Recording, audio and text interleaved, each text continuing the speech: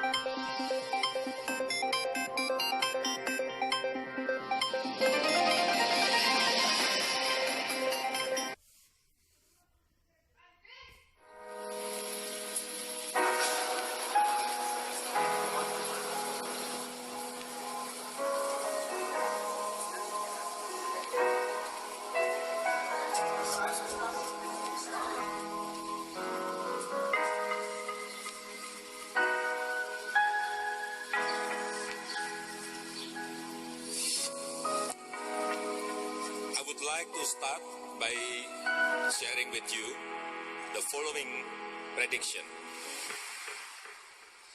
In about 10 years' time, many of you will be carrying a little piece of Indonesia in your pocket or in your bag. every single day. Think for a moment about your smartphone. Now imagine the lithium ion battery inside your smartphone. Around 50% of that lithium ion battery is made of nickel. Since Indonesia is the world's largest producer of nickel, the lithium ion battery in your smartphone might contain nickel from Indonesia. So, in 10 years' time, every time you see your smartphone, it might remind you of a little share of Indonesian mineral.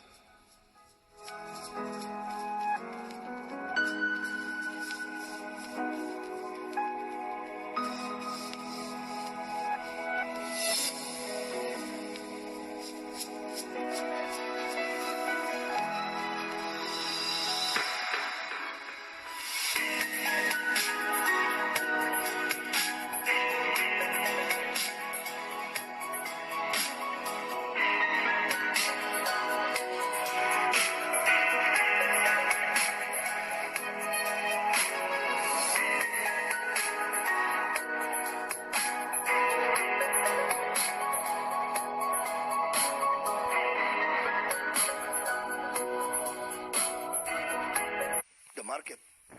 That's what we're planning now. We want to develop.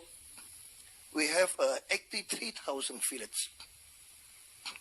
Our dream is to become the supply chain, logistic chain in our 83,000 fillets. For what? We want to sell in a one price the product, because Indonesian ideology is how to give justice to all the people. What we do now is we give a subsidy to the poor and needy people, but with the different price. That's why too many fraud. So our dream is how to use our gas station in the whole village with a non-cash payment to every day keep updating who have the right call the poor and the needy. So we will subsidy directly to the person, use a banking system. That's our dream. How about the oil? We have developed almost 6 new refinery, our planning. But this refinery is like dual mode when to convert to the petrochemical.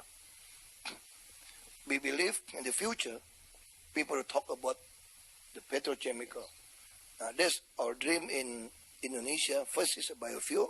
We talk about supply chain, logistic, and the most important is how to make sure the poor people and the needy get their right. And when to use this Pertamina, it's like a big conglomerate, in Indonesia. If we say like this, in 2009, the top of the conglomerate of Indonesia, their EBITDA only $2.5 billion. Pertamina got a 9.2. This is still small, actually, if you use benchmarking in the world. But for us, it's like the biggest conglomerate in Indonesia. So our dream is, in the next 5 years, we want to develop a new University of Pertamina, become a research, innovation, industry, technology center. Maybe we will spend almost 100 million US dollar in this 5 years in R&D. That's our dream. We want to move to the new capital city. In Kalimantan, they have a palm plantation, they have a coal mining, they have also the oil and gas mining. So we want to make this area become the new for R&D. We believe in this next 5 years, we spend 100 million or 200 million from our profit to find out how to create the new fuel, new healthy, when people try to leave the fossil fuel. That's our dream. Well, we'll look at that in just a minute, but go into more detail in terms of what you're doing, because there's a lot of, it's an exciting time, I think, in the industry for everybody, and it's interesting how you talk too about making sure there's energy for the poor. This is a big issue, particularly in Africa. Not too long ago, not perhaps in Nigeria as much, but I believe it was, I think, the minister from Uganda I had on a panel not too long ago, and she actually said to me how she will be, you know, they're aiming to get 60% of their population to have access to energy. Really, in Nigeria, you should be almost, I think, the center of the region, perhaps supporting, and you are in many areas supporting the countries around there. But when we look at energy poverty in Africa, I mean, in how good or bad